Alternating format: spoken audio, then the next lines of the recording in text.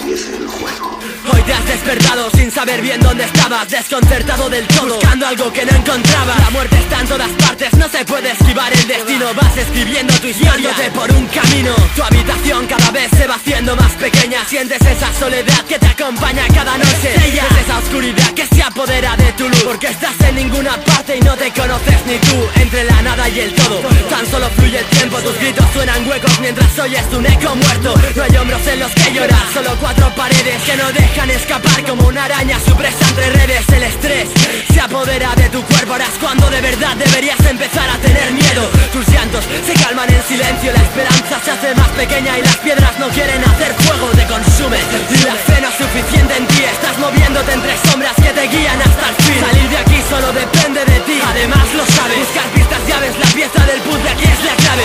Te estás volviendo loco, poco a poco reconócelo. Eres una marioneta, un juego de un ser sin escrúpulos. Tus actos cometidos te hacen empezar de cero. Jugaste y el jugador también forma parte del juego. Lloras, gritas, arañas la pared, te desesperas. Tienes hambre y sed, tienes miedo, es algo que te supera.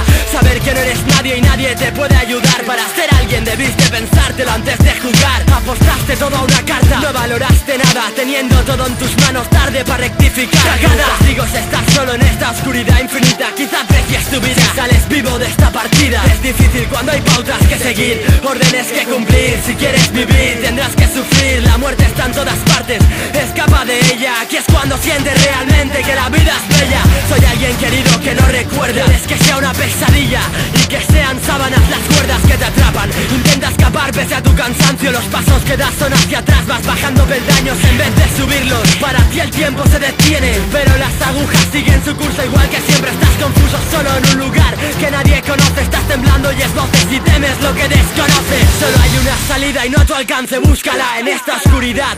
¿Cuánta sangre derramarás? El tiempo se agota, vivir o morir. Decide rápido, muere despacio, tienes que elegir. Pon de tu parte, te diriges camino a la perdición. Ahora sufres de verdad y antes para llamar la atención. Querías suicidarte y a la hora de morir ya no quieres. Cuando la muerte te roza es cuando aprecias lo que tienes de verdad. Esta mente enferma quiere jugar, aunque solo con la finalidad de poder ayudar.